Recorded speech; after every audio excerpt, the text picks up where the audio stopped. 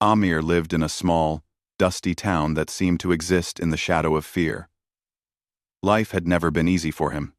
The streets were narrow, the houses worn down by time, and the sound of distant gunfire often pierced the quiet of the night. Amir had a small family, his wife, Sana, who was gentle and kind, and their two young children, little twins named Zain and Hania. They were his world. Every day, he woke up with a single thought in his mind: how to keep them safe and feed them. The town was no longer safe. Armed groups had begun controlling the area, and people lived in constant fear of violence. Food was scarce, work was rare, and trust was harder to find than water in the desert. Still, Amir worked hard, taking on any odd job he could find, often walking for miles to reach distant places where he might earn a little money. Even when he returned home, tired, dusty, and hungry, he greeted his children with a smile and tried to hide his exhaustion from Sana. He wanted them to feel hope, even if the world around them seemed hopeless. One day, the town became even more dangerous. A rumor spread that the armed group had set up checkpoints to control movement and take anything they wanted. Amir needed to get food for his family, so he decided to risk walking through the town's outskirts, hoping to find some vegetables, rice, or bread at the market. He moved quickly, keeping his eyes alert, but fear weighed heavily on him. Every shadow looked like a gunman. Every sound made his heart race. As he walked through an empty alley, he suddenly felt a hand grab his shoulder. Before he could react, a masked man appeared, holding a gun that trembled slightly in his hands. Amir froze. His mind went blank. The gun felt heavy, cold, and final. He could see no mercy in the eyes of the man behind the mask. His heart thumped loudly, and he realized that the stories of people disappearing were real. Don't kill me," Amir stammered, his voice shaking. "Spare me, please, and I will bear you strong children." The words came out in a rush, almost like a prayer. And for a moment, even Amir didn't fully understand what he had just said.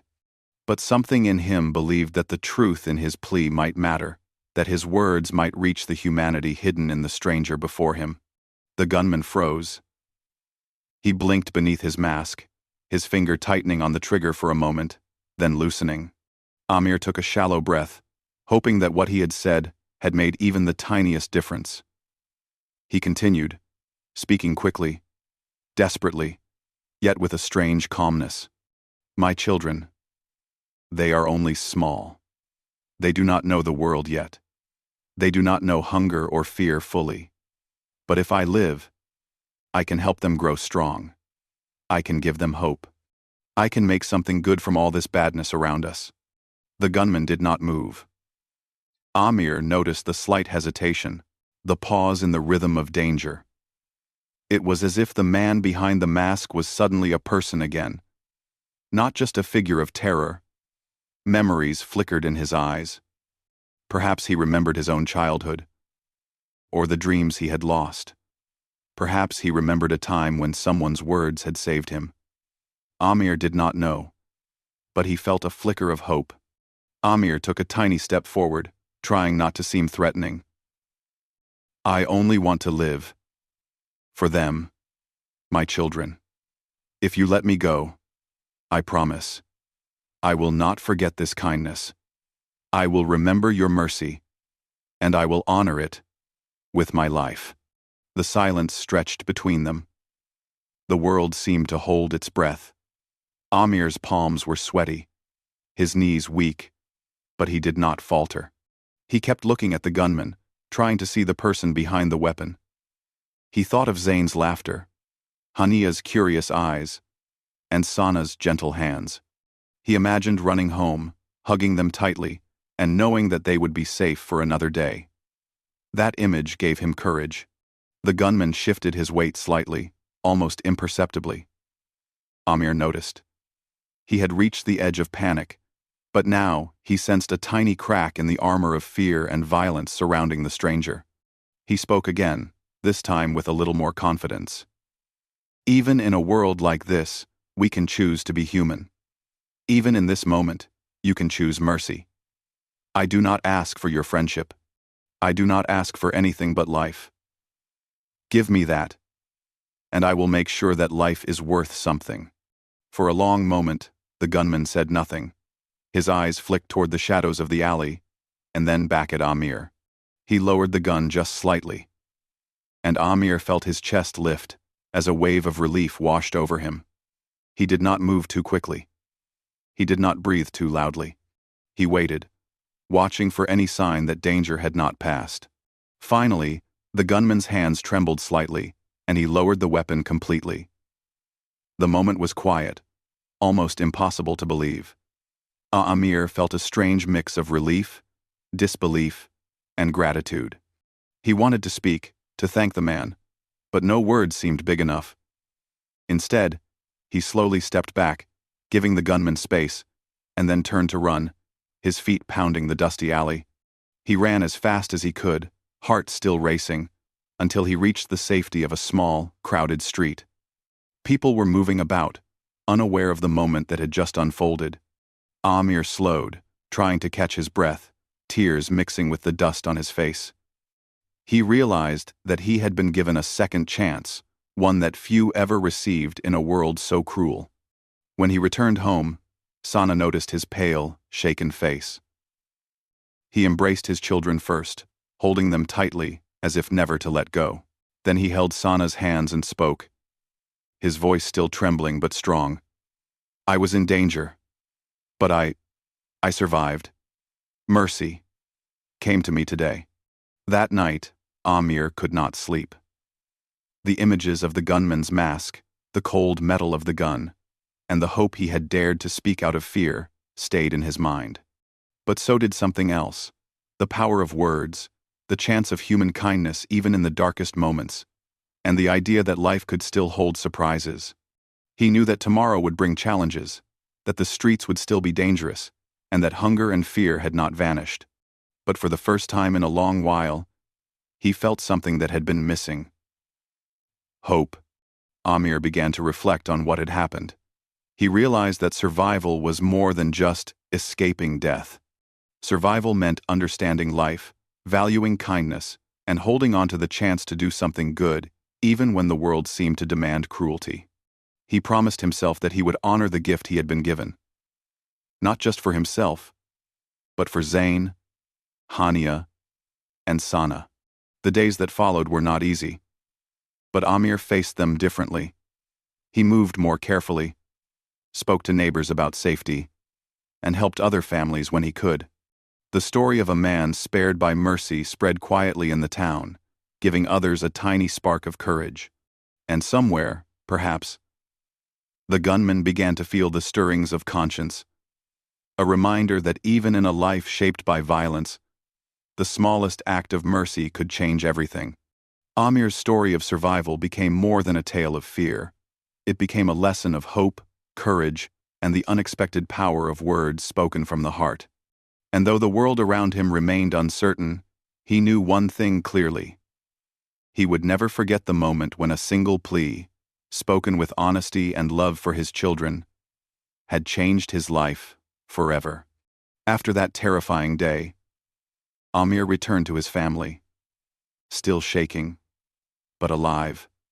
The relief of surviving was overwhelming, yet it came with a new sense of responsibility. He realized that life was fragile, and every day was a gift. He could no longer take anything for granted, not the laughter of Zayn and Hania, not the gentle hand of Sana, not even the small meals they shared together. Each moment became precious. A reminder that survival was not just about escaping death, but about living fully and meaningfully. The incident with the gunman stayed in Amir's mind. He could not forget the hesitation in the man's eyes, the faint tremble in his hands, or the way the gun had lowered slowly, as if the man had a choice. For the first time, he wondered about the life of the person who had held him at gunpoint. Who was he? What had led him to this path of violence? Amir could not stop thinking that behind the mask and the weapon, there was still a human being capable of feeling, thinking, and perhaps even changing. Days passed, and Amir found himself taking small risks for the families in his neighborhood. He shared news of safe routes, helped carry food to elderly neighbors, and offered to watch over children while parents worked. He became more than a survivor. He became a quiet guardian in a town where fear often ruled. People began to notice his courage and kindness. Some whispered about the man who had faced a gun with nothing but words, and how he had lived. Slowly, Amir's story became a symbol of hope, a reminder that even in the darkest times, courage and compassion could make a difference. Meanwhile, the gunman could not forget Amir either. He found himself haunted by the man's words. At first, he tried to ignore them, telling himself that mercy was weakness and that the world only respected strength. But the memory of Amir's pleading eyes, the sincerity in his voice, and the strange promise about his children kept returning. He began to reflect on the choices he had made over the years. Each act of violence had hardened him, but the moment Amir spoke, it had opened a small, hidden part of his heart, a part he had long ignored. One night, unable to sleep, the gunman walked through the town quietly, thinking about what he had done. He passed by families sitting together in their homes, children playing in the streets, and neighbors helping each other. He noticed how life went on despite fear and hardship. A small realization began to form in his mind. Maybe survival was not only about strength and fear, but also about mercy, courage, and hope. Amir's words had planted a seed that he could not uproot. Over time, the gunman started making small changes. He stopped threatening certain families, helped carry supplies secretly, and even gave warnings to those in danger. Though no one knew his identity, some began noticing that someone was quietly protecting them, and in his private moments, he thought often about the man who had spared his life with words alone. The realization that one act of mercy could ripple outward, touching so many lives, changed him more than any punishment or reward ever could. For Amir, life slowly began to regain a sense of normalcy. He continued to care for his family, but his heart had expanded. He took extra care of his children, telling them stories that taught courage, kindness, and hope. He spoke of how even in fear, words could be powerful, and how one person's courage could change the lives of many. Zain and Hania listened with wide eyes, absorbing every lesson, unaware that their father's real story was far more dramatic than any tale he told them. Amir also started teaching other men and women in his neighborhood simple ways to survive and help each other.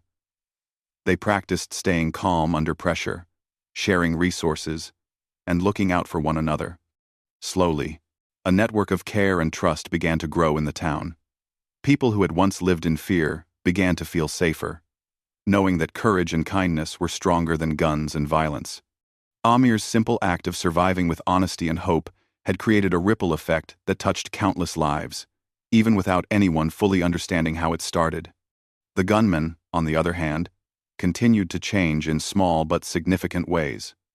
He started questioning the purpose of the group he belonged to. He realized that violence had brought him temporary power, but it had never given him peace. Memories of Amir's plea and the moment he lowered the gun became a kind of compass in his mind, guiding him toward choices that were kinder, more human, and more meaningful. Slowly, he began to distance himself from the worst acts of his companions, helping secretly rather than harming openly. Months passed, and the town began to show small signs of recovery. People worked together to repair houses, help families in need, and create a sense of normal life despite ongoing dangers. Amir continued to play his part, quietly helping where he could. Every day, he thought of the man who had once pointed a gun at him, and he silently thanked him for the moment of mercy that had allowed life to continue.